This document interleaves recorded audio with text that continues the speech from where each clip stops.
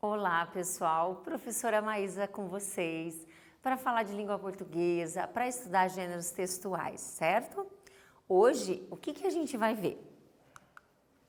Nós vamos pensar, repensar, voltar a estudar um pouquinho o gênero tirinha, que eu sei que vocês gostam bastante, eu também gosto, e a gente vai conhecer aí um personagem novo. Também coloquei aqui que a gente vai trabalhar um pouquinho do efeito do humor e da ironia, que é uma marca clara das HQs e da tirinha, certo? Coloquei aqui também que nós vamos reforçar os nossos estudos de regência nominal, ok? Vamos lá? Para entrar no tema, eu quero conversar com você sobre este personagem aqui. Você conhece esse personagem? Eu coloquei aqui uma perguntinha sobre ele, porque a gente vai conhecê-lo um pouquinho mais. Se você conhece, você já pode responder aí. Vamos ver. Essa figura ao lado é uma personagem de HQs, certo? E de tiras, tá? Letra A. Então, esse personagem aqui, a gente vai falar sobre ele. Se você fosse dar um nome para ele, qual seria?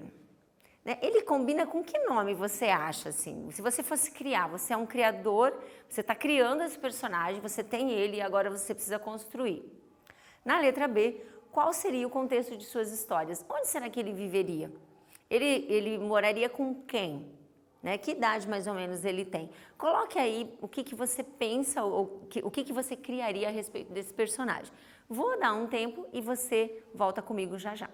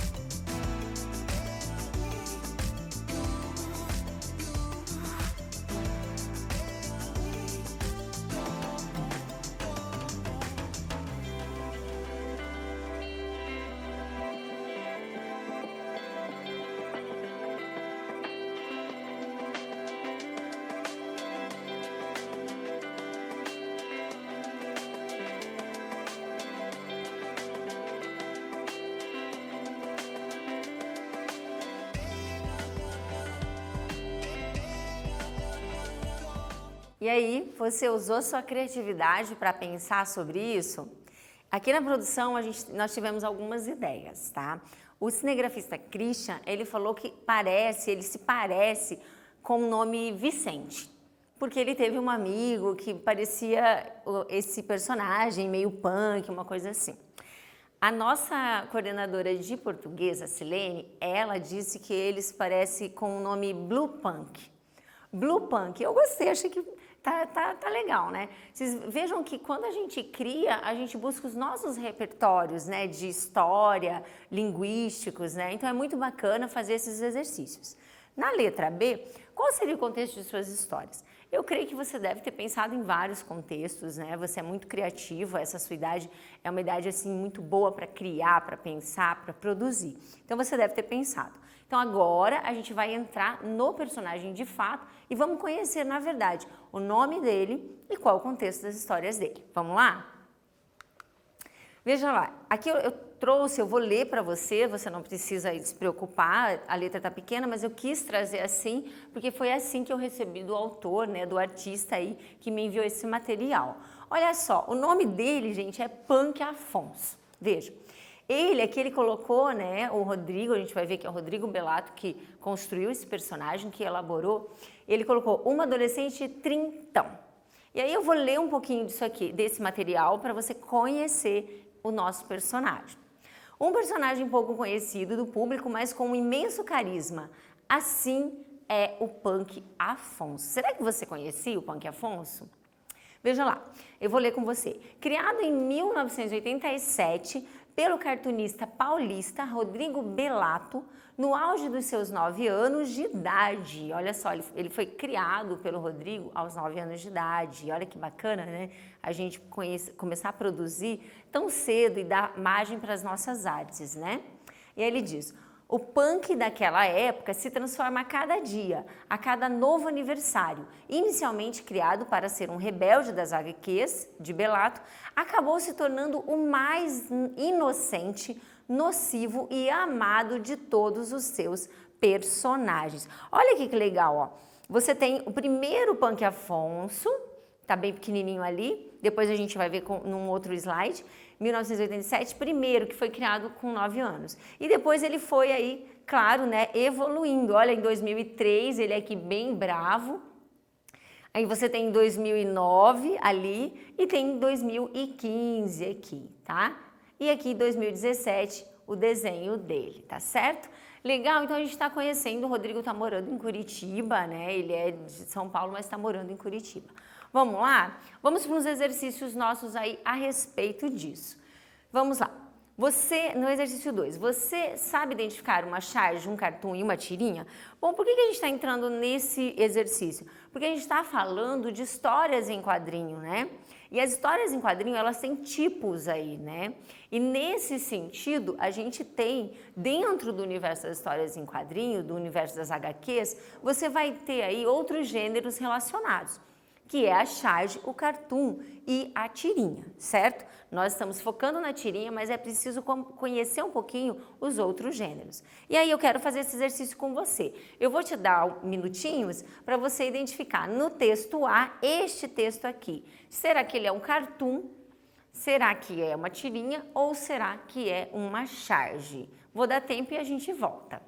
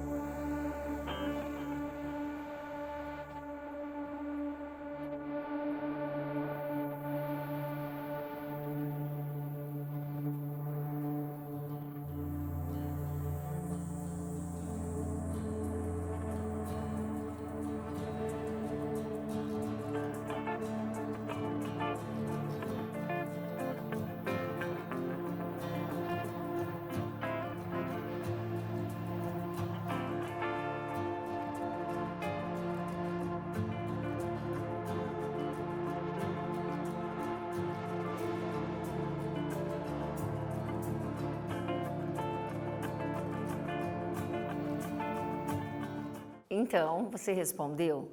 Agora você coloca aí no seu caderno o texto B e você vai tentar identificar. Depois que eu mostrar 3 exemplos, aí a gente vai corrigir junto, tá? Além disso, preciso fazer um adendo aqui que eu tenho que falar para você. Lembrar de fazer o seu registro da presença no Google Class, não é verdade? Você está se organizando bonitinho, teu caderno está impecável, é isso, né? Eu sei que tá. E quem está entregando na escola, a professora já falou o quê?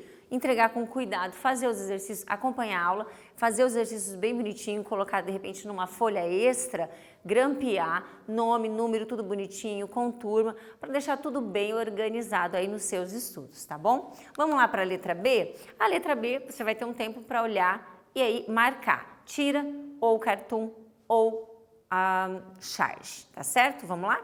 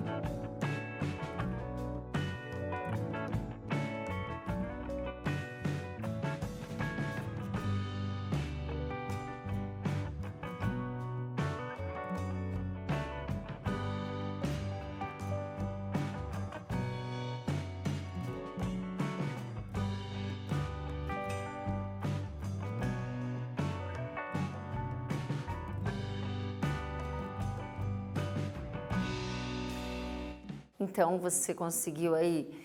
Não tem problema se você está em dúvida, coloque aí a sua resposta e depois a gente vai conversar junto, tá bom? E aí eu vou te dar mais um texto, texto C, para você identificar para mim. Olha lá, texto C, eu acho que tá fácil, né? Vou dar um tempo e a gente volta e corrige tudo.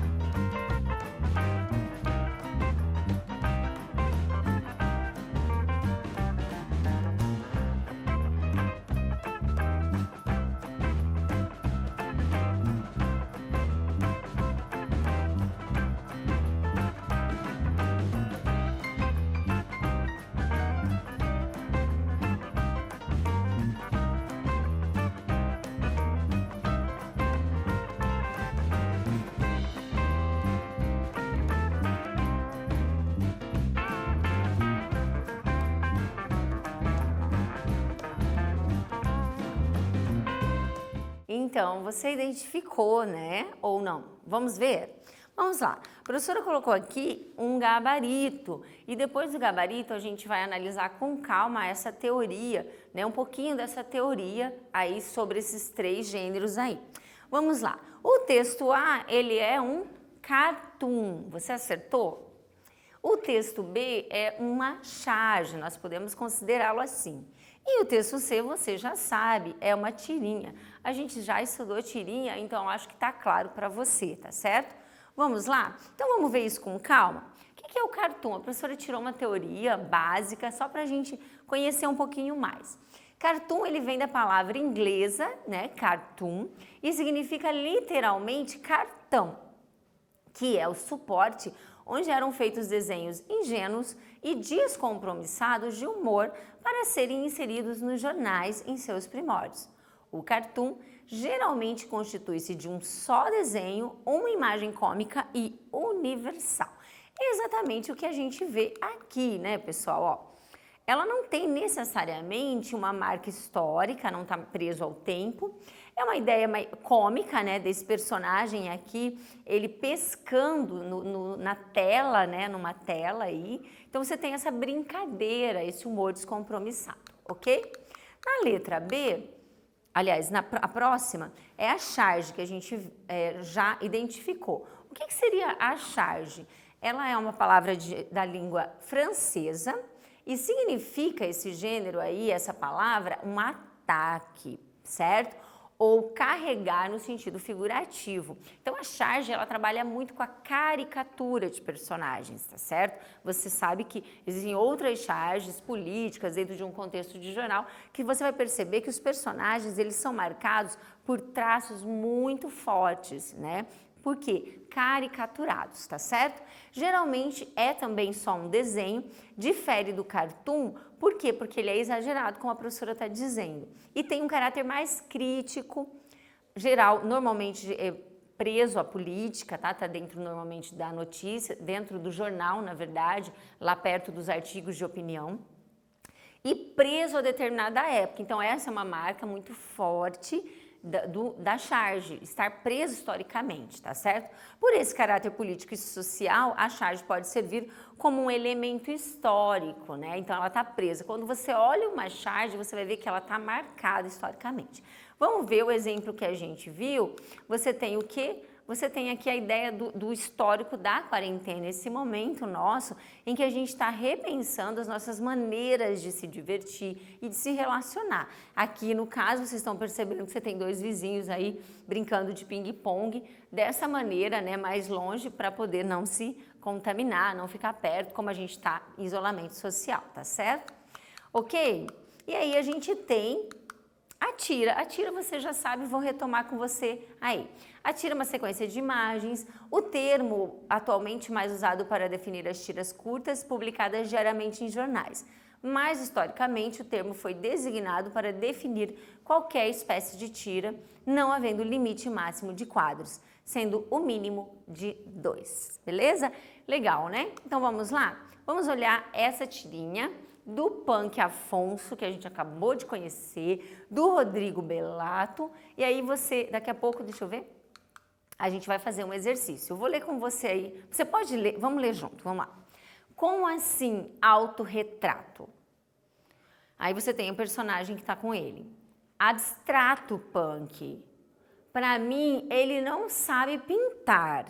E aí você tem ali um personagem que aparece, é que eu não fico muito bem de perfil, e ele fala com o Punk Afonso, né?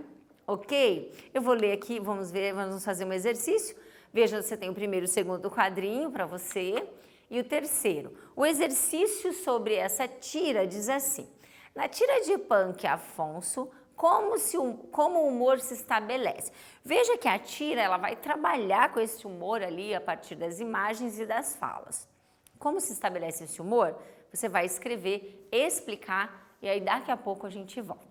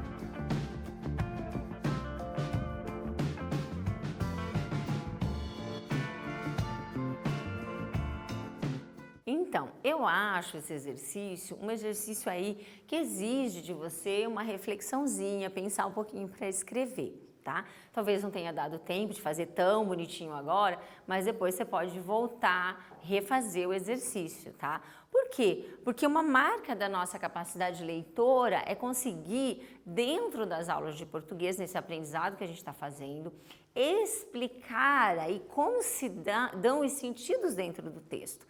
Nesse caso, o sentido do humor aqui você precisa explicar. Vamos ver? A professora colocou, eu fiz uma resposta completa, tá certo? Para você poder observar. Veja lá. O humor ocorre no último quadrinho e é decorrente da aparição de um personagem Picasso, igual ao seu autorretrato. Diante do questionamento de Punk sobre o que é um autorretrato, como se tivesse de representar literalmente alguém e também como se o artista não soubesse pintar. Vou voltar aqui, né? Então o que a gente tem, né? É justamente isso, né? Aí passa um pouco por essa ideia de conceito de arte, depois a gente vai conversar um pouco sobre isso, né? Então ele fica assustado com esse autorretrato. E aí a amiga dele diz, olha, isso é abstrato, né? Arte abstrata, né? Não é literal. E aí ele diz, olha, ele não sabe pintar. E aparece quem? Aparece um personagem que parece com o Picasso, que na verdade você vai ver que depois tem uma relação com os autorretratos do Picasso, tá certo?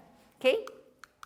Beleza, agora a gente vai continuar, vamos fazer mais uma tirinha. Agora essa tirinha aí dos bichinhos de jardim.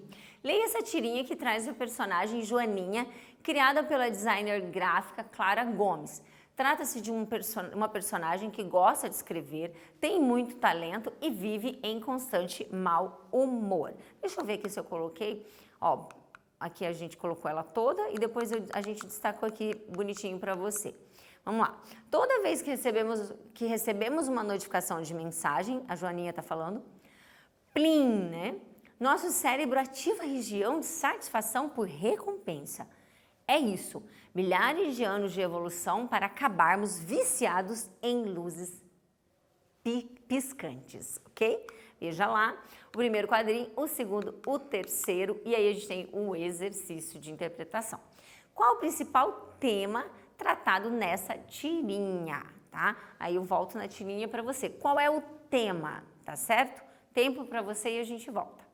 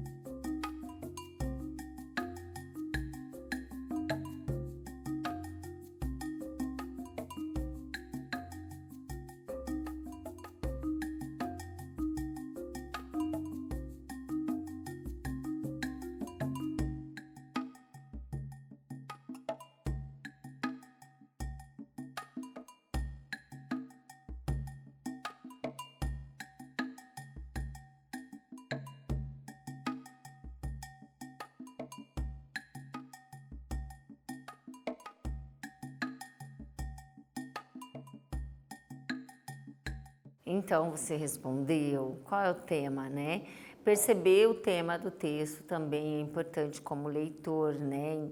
né? A gente sabe que pessoas que têm uma dificuldade leitora, elas não conseguem compreender qual é o assunto tratado. Então, a gente precisa fazer esses exercícios para ir desenvolvendo essas capacidades.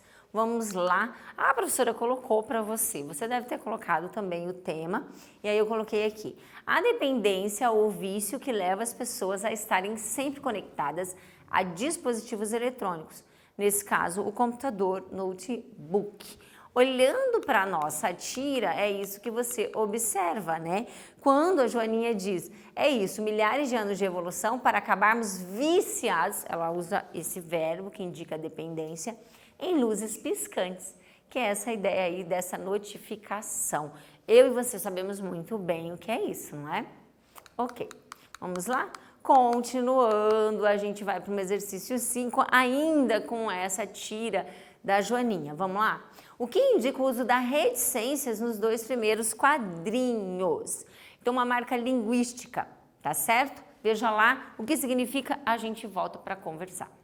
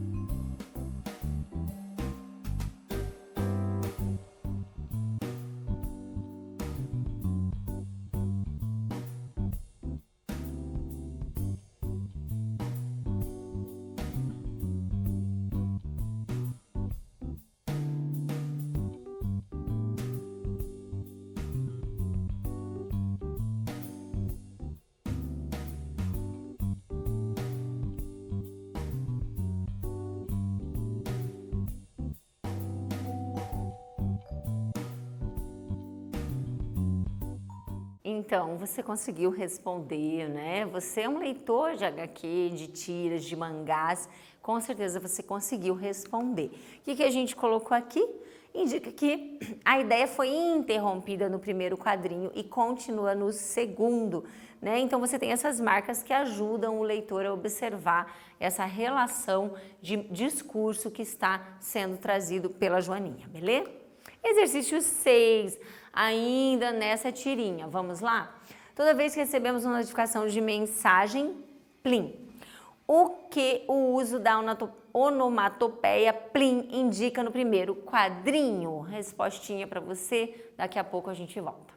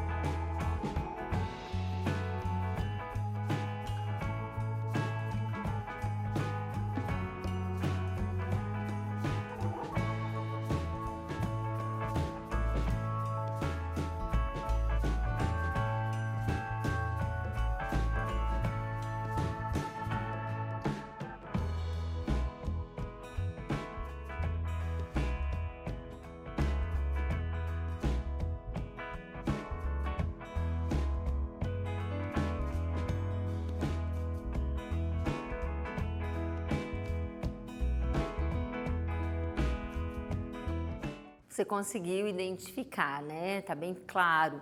Então, esse plim indica o quê? Essa notificação, o som, né? Cada um, né, às vezes você pode até configurar com a notificação, com o som que você escolhe, mas ele vai aparecer ali, né? Se você deixar a notificação marcada. Indica a notificação da mensagem, beleza. Uma outra questão que eu coloquei aqui é que esse barulhinho aí, ele indica, pode indicar, né, um passe de mágica, né? Parece plim, né?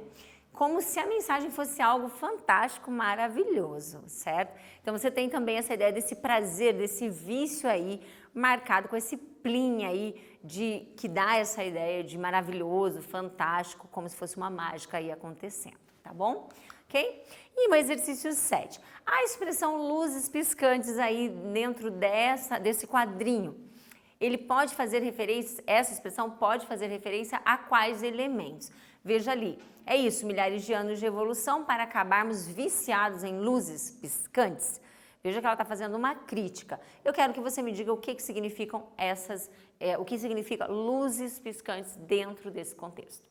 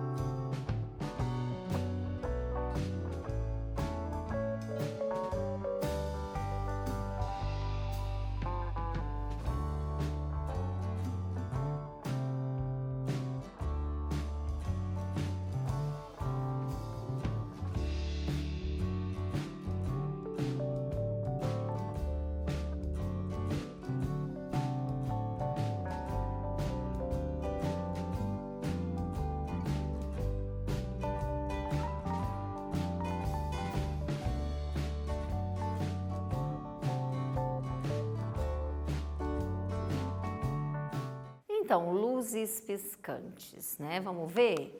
Podemos inferir que a expressão luzes piscantes pode fazer referência às formas de notificação de recebimento de mensagem, à luminosidade refletida na tela ou ao ato de ligar e desligar o computador a todo momento para verificar as mensagens. Você deve ter respondido aí, principalmente sobre a questão da luz, né? Que é bem claro para nós aí quando a gente recebe notificações. Beleza? Agora a gente volta para os nossos estudos aí do aspecto do sistema da língua, a regência nominal, tão importante na norma culta, no uso da norma culta aí, quando a gente está em contextos formais. Então a gente já falou disso. Regência nominal, o que é? A maneira como o nome se relaciona com os seus complementos. Lembrando que na gramática normativa, nome é o que, professora Maísa? São as classes gramaticais substantivo, adjetivo e advérbio. São chamadas de nomes, certo? Vamos lá? Exercício 8, a gente está retomando a regência nominal, então um exercício para você. A expressão por recompensa, em aspas, ali, que está aqui. Completa o sentido de qual palavra? Você pode fazer e a gente volta.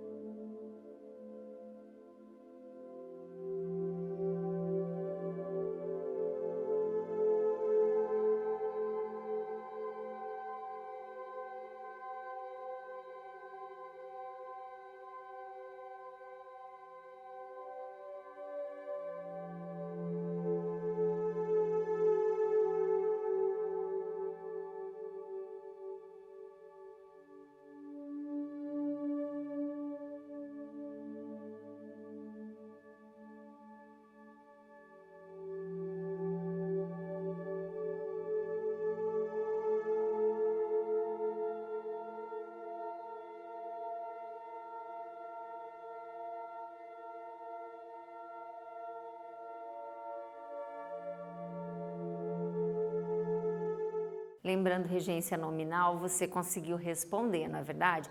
Você está seguindo as aulas bonitinho, né? Está focado nos seus estudos? Aí você consegue, né? Porque nós estamos tentando ser o máximo didáticos para você poder compreender as aulas e poder aproveitar esse tempo, tá certo? Olha lá. O sentido da palavra satisfação, veja, nosso cérebro ativa a região de satisfação por recompensa, satisfação por alguma coisa, certo? Exercício 9 de regência, novamente para retomar. A regência nominal entre os termos satisfação e recompensa está de acordo com a norma padrão da língua, então a norma culta, no quadrinho da tirinha que foram empregados? E explique, tá? Você vai observar, tá ou não tá? E explica por quê. Tempinho aí.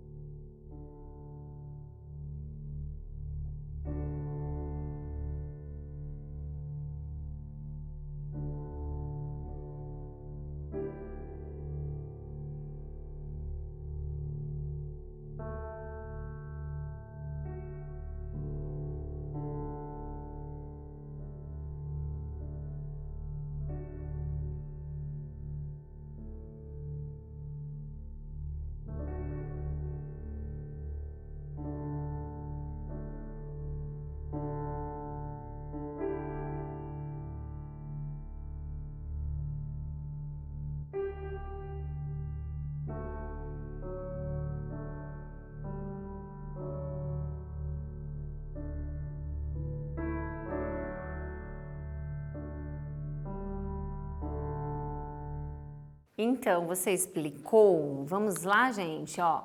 Sim, veja, ó, está de acordo com a norma padrão? Sim, neste quadrinho o termo satisfação, que é o termo regente, está acompanhado da preposição por, que estabelece uma relação de complemento entre esse termo e o termo recompensa, que é o termo regido. A gente vai voltar a falar disso um pouquinho mais na aula que vem, mas você já está sabendo, né? A gente já fez algumas aulas sobre regência nominal, beleza? Vamos para um quiz. Vamos lá.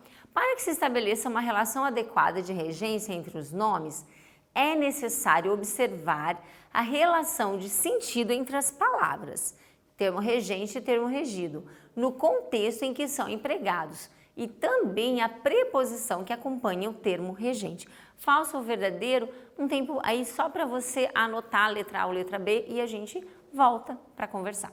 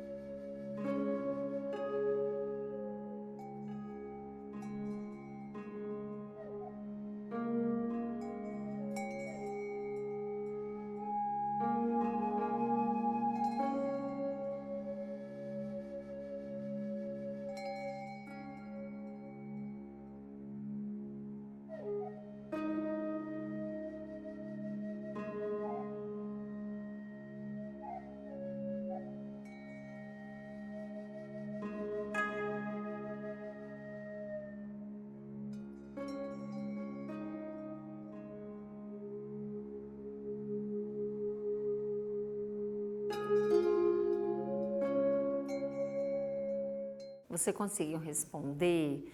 Eu acho que está tranquilo, é uma teoria que relembra para você, né, essa importância aí da regência nominal e como se estabelece essa regência nominal, né, verdadeiro. E um próximo quiz para você. Na tira de Rodrigo Bellato, que a gente viu, né, essa última, está presente o recurso da intertextualidade. Estudamos intertextualidade, não é isso? A relação entre textos, quando um texto cita outro texto. E aí a pergunta que a professora fez foi: a intertextualidade se estabelece com, letra A tela de Monet e o personagem Punk Afonso.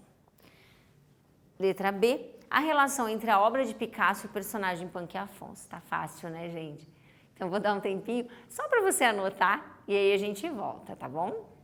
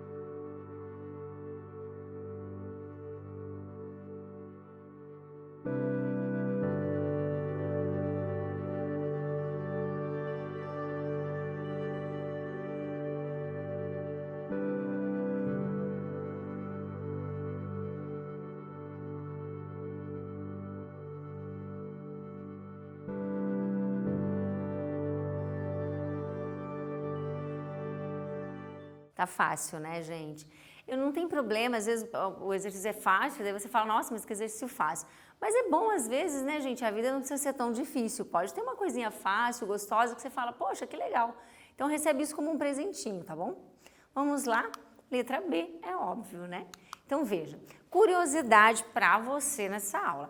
A tira do Bellato foi bem bacana para nós, porque ela trouxe para nós essa relação de intertextualidade com a arte, né? E aí a gente tem aqui, esse eu trouxe para você, essa aqui é uma tela, tá? Que eu trouxe, que eu tirei, printei para você da web, e é um autorretrato do Picasso, tá? Do pintor Picasso, do artista.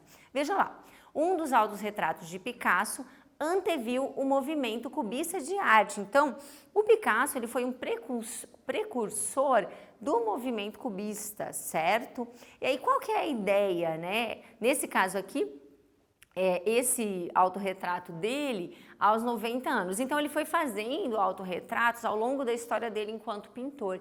E aqui ele fez quando ele tinha 90 anos e foi em 28 de junho de 1972. Qual que é a ideia do movimento cubista, como você observa aqui, né? É essa ideia de o artista representar objetos com figuras geométricas, a partir do geométrico, tá certo? Aí às vezes até em 3D. Eu vou voltar ali na tira do Bellato, só para a gente fechar com a tira dele, para você observar isso bem bacana. Você pode procurar na internet também telas do Picasso para poder entender melhor aí esse movimento e fazer essa relação tão bacana aí que a gente fez com a tirinha do Bellato, tá bom? É isso. Aí a gente vai agora finalizar a nossa aula, vou voltar lá, para a gente fechar. O que a gente estudou hoje, né, gente? Vamos lá? A gente retomou algumas coisas, retomamos aqui a diferença entre tira, cartoon e charge. Na verdade, a gente estabeleceu essa diferença um pouquinho mais claro, e a gente retomou regência nominal e fizemos a interpretação de algumas tiras aí, tá certo?